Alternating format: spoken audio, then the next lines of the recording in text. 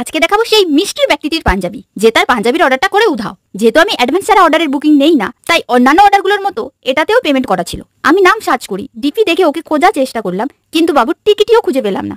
এদিকে বাবু পেমেন্ট করে উধাও। ভারী চিন্তায় পড়ে গেছিলাম। হঠাৎ করে এসে যদি বলে আমার পাঞ্জাবি, কি বলবো? তাছাড়া ওর আইডিতে সেই ডিজাইনটা আছে যেটা ও নেবে। পাঞ্জাবি বানানোর আগে আমি সবার আইডিতে গিয়ে চেক করি কি নেবে না নেবে, কি বলেছে সেটাও তো করতে পারছি না।